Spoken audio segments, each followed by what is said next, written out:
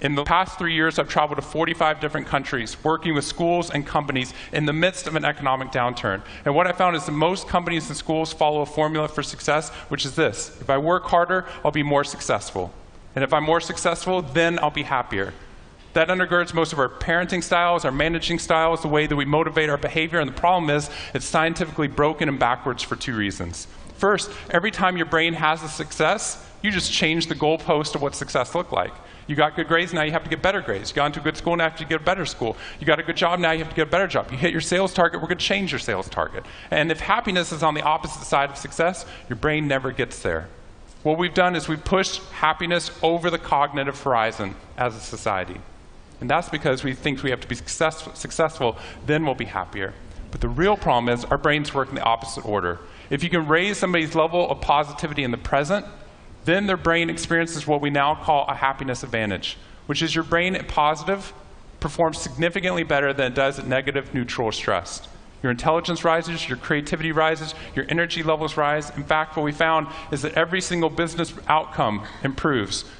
Your brain at positive is 31% more productive than your brain at negative, neutral, or stressed.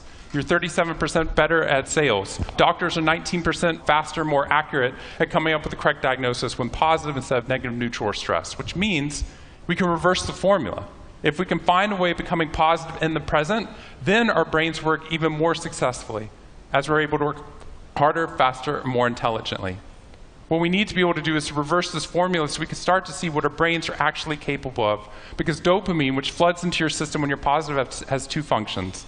Not only does it make you happier, it turns on all the learning centers in your brain, allowing you to adapt to the world in a different way. We've found that there are ways that you can train your brain to be able to become more positive. In just a 2-minute span of time, done for 21 days in a row, we can actually rewire your brain, allowing your brain to actually work more optimistically and more successfully. We've done these things in research now in every single company that I've worked with, getting them to write down 3 new things that they're grateful for 21 days in a row, 3 new things each day. And at the end of that, their brain starts to retain a pattern of scanning the world not for the negative, but for the positive first. Journaling about 1 positive experience you've had over the past 24 hours allows your brain to relive it. Exercise teaches your brain that your behavior matters. We find that meditation allows your brain to get over the cultural ADHD that we've been creating by trying to do multiple tasks at once, and allows our brains to focus on the task at hand. And finally, random acts of kindness or conscious acts of kindness. We get people, when they open up their inbox, to write 1 positive email praising or thanking somebody in their social support network. And by doing these activities and by training your brain, just like we train our bodies, what we found is we can reverse the formula for happiness and success, and in doing so, not only create ripples of positivity, but create a real revolution.